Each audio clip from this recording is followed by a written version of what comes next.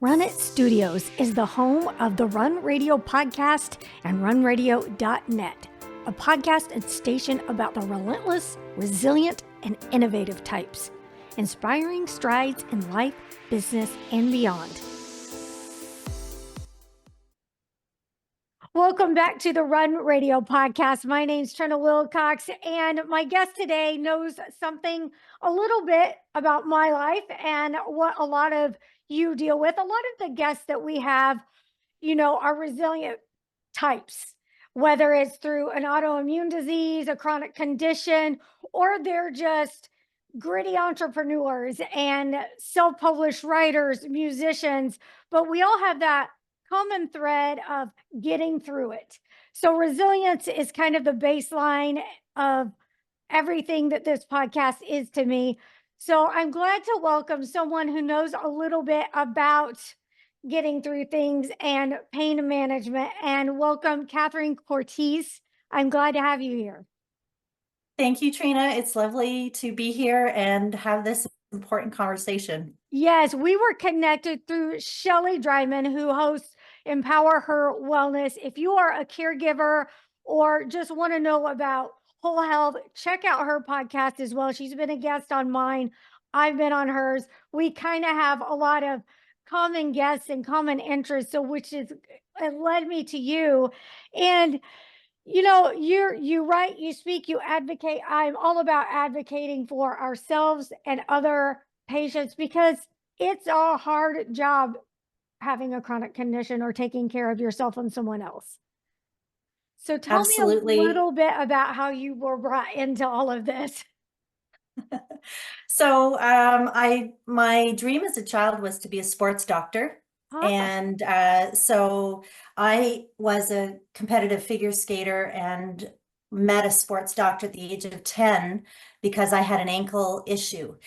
And from the moment I met that doctor, Dr. Johnson, I wanted to be just like him. And so my whole life, I set myself up to become a sports doctor, went through university for kinesiology.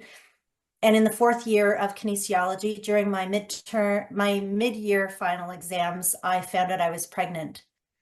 And my life changed in a split moment. So I became a school teacher. I ended up having 4 children, became a school teacher, and that worked for me at the time so that I could raise my children. But that drive for me to help people with pain and help people who are motivated to not stay where they were. Yeah. And so that was always in the back of my mind. In 2007, I ended up having a major life transforming accident. And my life changed yet again in a split moment.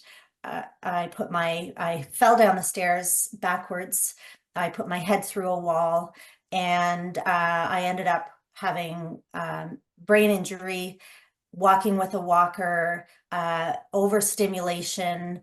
But all of the symptoms that were happening are what I've learned now are very similar to what people with chronic pain have. I also have chronic pain from the fall, neck, shoulder, back, and hip issues. So I know very well what it's like to have your life stripped away from you when something arises. So, having a diagnosis of whatever kind rocks your world and changes your world. And so I ended up going doctor to doctor, therapist to therapist. At one point I was taking 18 tablets a day, pills a day, and I still had no quality of life. And so I remember this pivotal moment lying on the couch one day saying, this can't be it. I can hear my 4 kids playing outside. I can't get in the car and drive them anywhere. I can't get up off the couch and go play with them. Making dinner took every ounce of energy that I had of the entire day to have a meal on the table every day. And so I knew something needed to change, and I kept waiting for everyone else to be that change for me. I kept waiting for that doctor's next treatment or the therapist's next advice or that next pill to be the thing that made me feel good enough to have and engage in my life again. Mm-hmm. And so, so there's a transition there. There's a huge amount of work that I did. But long story short, now I have figured out a way to embrace life after diagnosis, to live with the conditions that you have in your life and make it work for yourself. And so now working with people, I work with people one-on-one. I've written a book.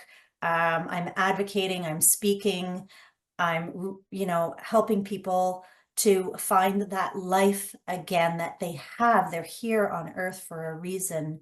Yeah. And to find that life again outside of their condition, outside of the symptoms, and outside of lying on the couch day in and day out. Well, and how did you do that? How did you get to that point where you had in your mind you knew you needed to get off the couch, but how did you make that happen? How did you know there how did you dig out? Because when you are lying there and you're in pain, all you're thinking is for that moment to let up and maybe you can catch a breath. And it's hard to think beyond that moment. Mm-hmm. Absolutely. It's really hard. And so often what happens when we have symptoms that are keeping us down, we're focusing on those. Mm-hmm. I talked about at the beginning of this segment, finding out that I was pregnant with my first child when I had a huge dream that I was zeroed in on, that I was heading towards, and that was all I ever wanted to be and do since the time I was in grade 4. It ended in a split moment. Mm-hmm. Same when I fell down those stairs. I was teaching full time. I had 4 businesses with my husband at the time, 4 children in competitive hockey. I didn't have time to be down, Yeah. but I had no choice, Yeah. but life changed again in a split moment. So what I do now is talk about the lemons that we have in our life. And this kind of ties in with the book that I wrote, When Life Gives You Lemons, Choose the Lime.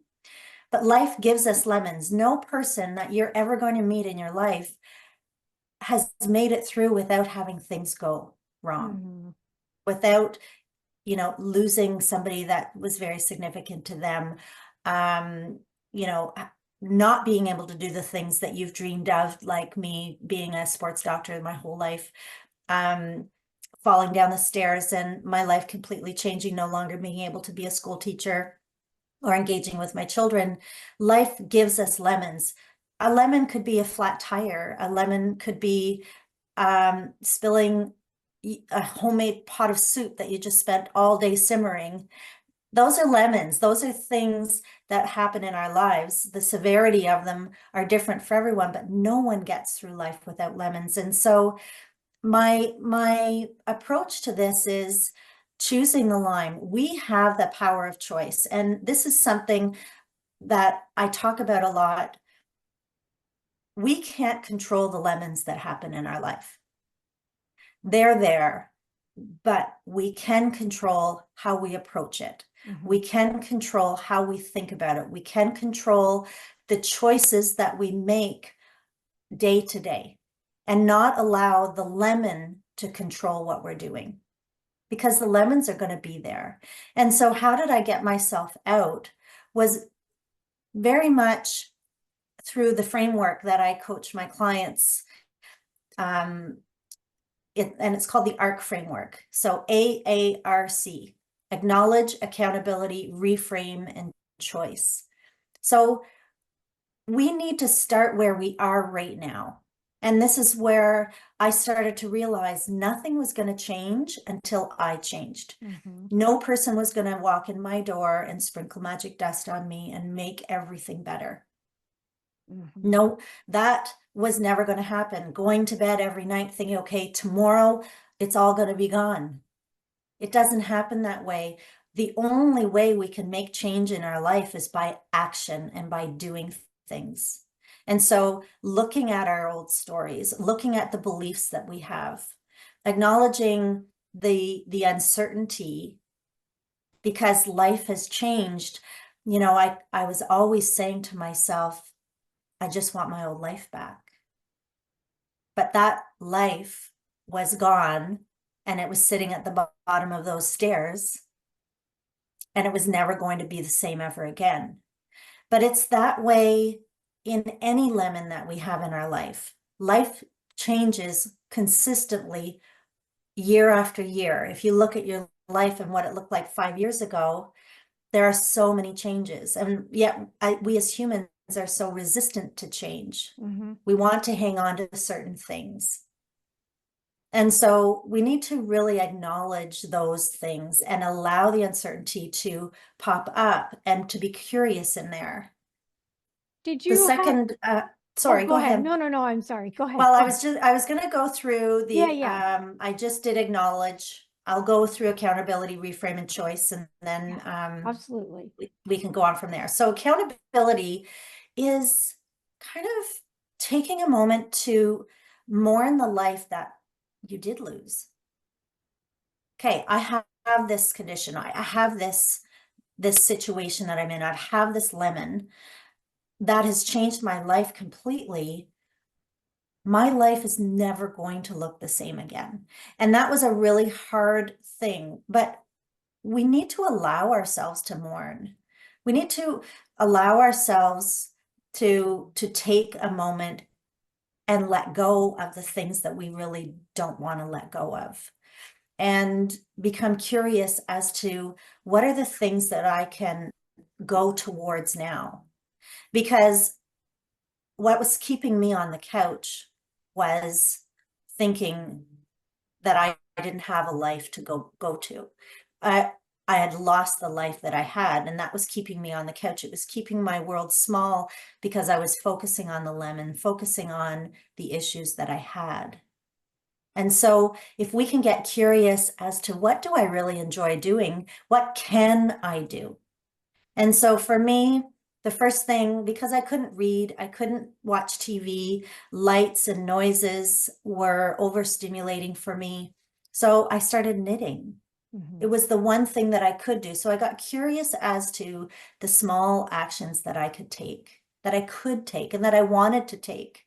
And so it started to bring excitement in. I started to have other things to talk about besides my condition. Mm-hmm.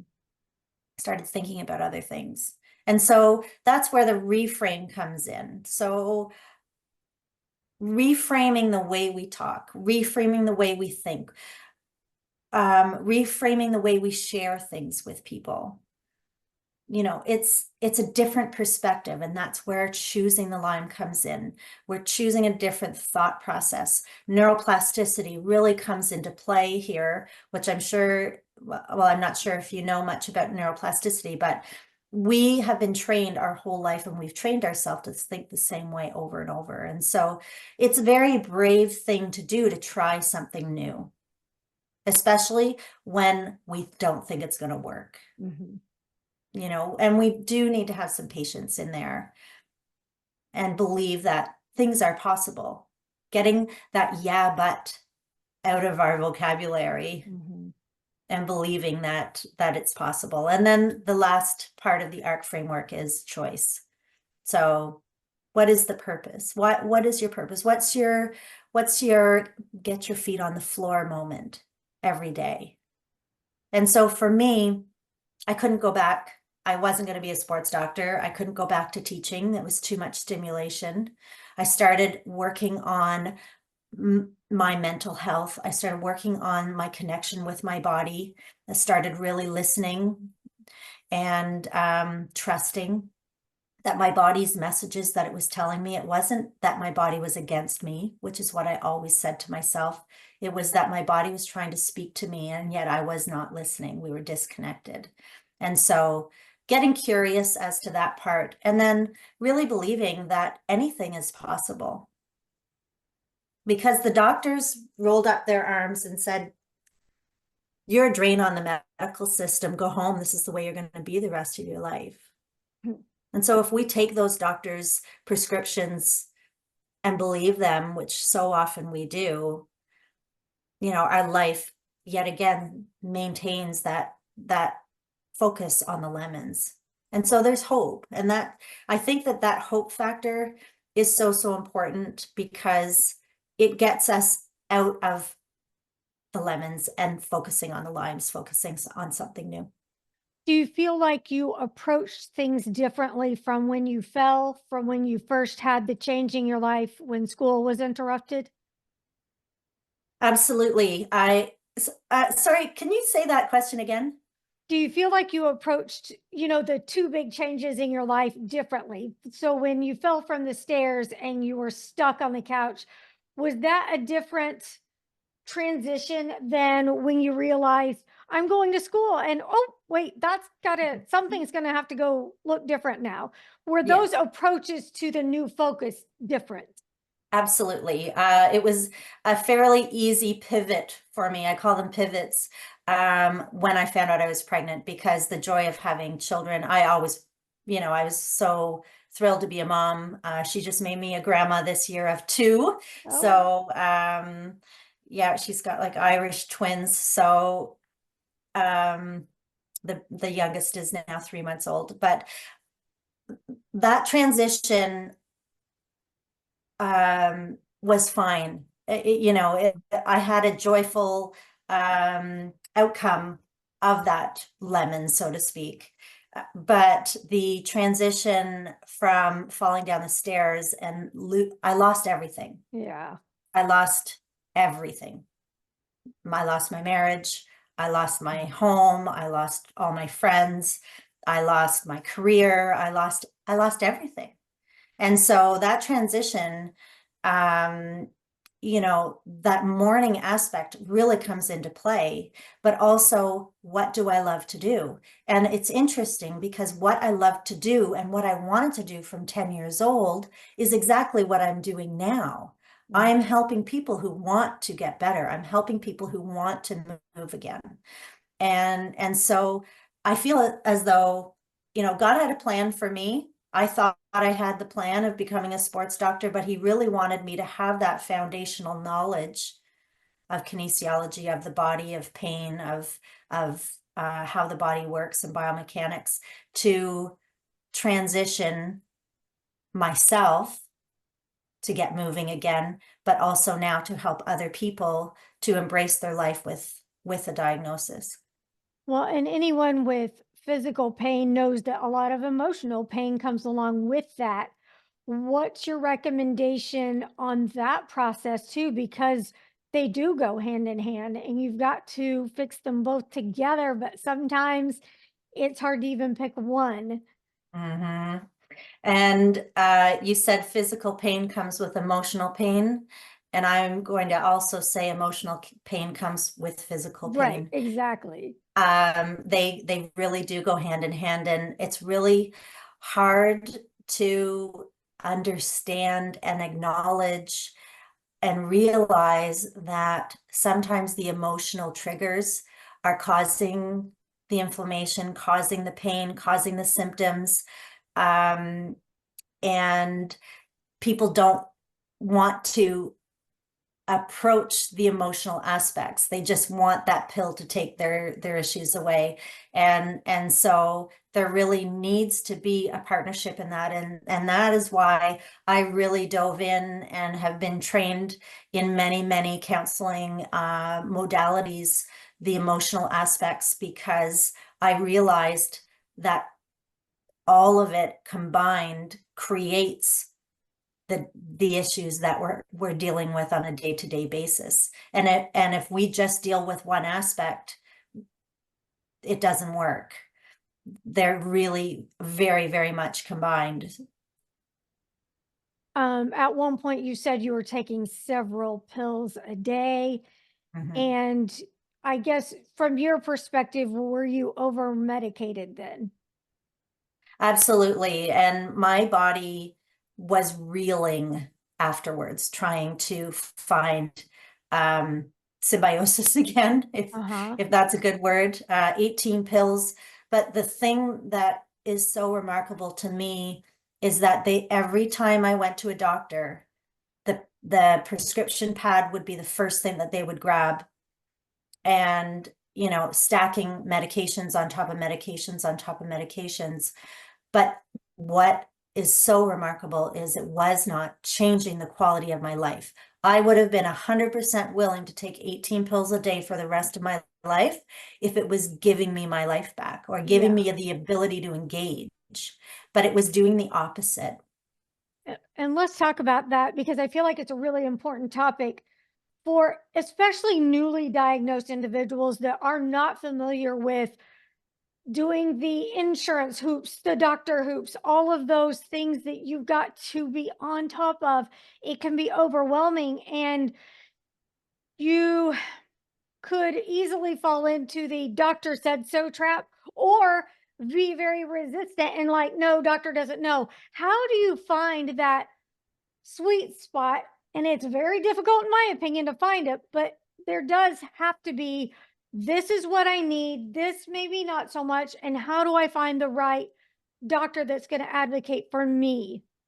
Mm. Have an This answer? is such an important topic. It is so. And there's so many nuggets in what you talked about. We can really fall into, and there are so many people who only listen to what their doctor says. And to me, that's a scary place to be. There are people who will not listen to a word that their doctor says, and that's a very scary place to be as well. I feel as though we need to find, you know, the bell curve. We need to be sitting in the top of that bell curve, kind of bouncing back and forth between, because there is merit in both. We spend 365 days a year, every single hour with ourselves.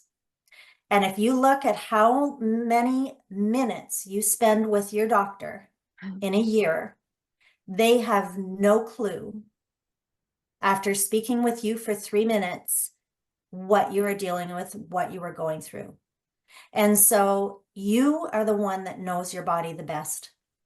And that is what I would say. And so if your doctor is not listening, you write to them. You make notes. You create a pain chart. You create a symptoms chart. You log what you're eating. You log what you're taking. You log the exercise that you're doing. You log how long you can do things. Log your life. You will learn so much about yourself. And then you have the information, because a doctor's going to say, when did that start? And you're going to say, oh, it's been forever. You know, when does the pain happen? So often I just said, I'm having a bad pain day. It really wasn't. It was a few bad moments. It may have been an hour, it may have been half a day, but the more that I started to be aware of where my symptoms were and what was happening, I started realizing it wasn't my whole life. Yeah. I started realizing how much more control I had over my symptoms when I started to listen to them. And so now my symptoms don't run my life. I run my symptoms. And so as soon as it peeks their head up or starts to speak to me, I pay attention. And I don't allow my symptoms to start having a temper tantrum and take over my days. It used to be, if I didn't listen, you know, if I had a really busy day, I'd be on the couch for 3 days in a row. And now I don't need to do that because I'm listening moment to moment. But, you know, as far as the medications, as far as the doctors, we need to find our team. You need to find, because it is different for every single person. And it's very, very important in this, when, you know, if you're a coaching client of mine, we work on what your and who your team is and what your toolbox is made out of, because no two toolboxes are made the same. For me, it was sleep. I needed to stop using an alarm. I needed to sleep when my body was telling me to sleep. And I needed to be up when my body was telling me to be up. And that was the beginning of my beautiful transition. But before, I was medicating myself to sleep, medicating myself to be up. My body didn't know what it was doing. And so you know, you need to be the one that is in control, not your doctor. Mm-hmm. You need to be the one who is reading the symptoms that you're having and saying, okay, this isn't working. You know, one of my questions, what is it in your life right now that is not working? Ask yourself that question and focus on that area and go through the ARC framework, acknowledge, accountability, reframe, choice, all of those, Mm-hmm. and take yourself through that so that you start learning more about what your body, what your mind is trying to speak to you. That relationship, that symbiosis, that, you know, learning how to do that would be like, it's life-changing. Mm-hmm. Very much. Let's talk a little bit about your Facebook group.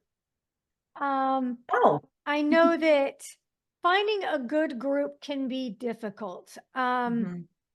There are some that you almost just want to stay away from because they will drag you down. And there are some that are nothing but toxic positivity. Finding a good group is important. Do you have any tips on someone looking for your group or other groups that are beneficial? What to watch for that are going to improve your situation? Mm. Wow, that is a great question. So, my Facebook group, it's private. Uh, People can go in and ask questions or speak or private message me at any point in time. My Facebook group, and I'm being very honest, is quite quiet. Mm-hmm. I am a member of many Facebook groups and that are centered around chronic pain, and it is a place for people to vent about the issues that they're experiencing. And you can quite seriously get sucked into that negative focal energy, focusing on the lemons. And I'm not discounting that the lemons are there. The lemons Right, are in our life. right. And that is part of my framework, that we do acknowledge it and that we have some accountability around those lemons. They're there, Mm-hmm. but we do have, and this is where I focus, is that reframing and the choice, that the actionable steps that we can make. And that's where my focus is in my Facebook group. The best part of my program, well, it's not the best part, but there's three parts to my program that I work with people if they become a client. And it is the group portion. I have a group portion. Anyone who's in my one-on-one program becomes a member of a group. I have a number of groups and I place people in the group where I feel that they would best fit. And we meet once a week, and these groups are becoming like family. And people have a space, and this is so important, and this is what I want to approach here, is when we have a chronic condition or a diagnosis or constant symptoms, we feel very alone. We feel that people do not understand us. We're constantly complaining about the symptoms that we're having to our partner, to our children, to our friends, to our family, to our colleagues, and people get sick of hearing about it. Right. And unfortunately, a lot of us have symptoms that are never going to go away. Mm-hmm. And so, but being in a group setting where you're with other people who have chronic pain, who have conditions, who have issues on a daily basis, where you're a little bit anonymous because you don't live, you're not neighbors, you're not seeing each other every week, every day, but you have a place to go and just be authentic. And it's interesting. One of my group sessions was last night, and we were talking about how powerful the group is, because you can be yourself, but you know that you can connect with any one of the people in your group outside of group hours, and they would be there for you, because we go in and we share authentically about what's going on and our real person.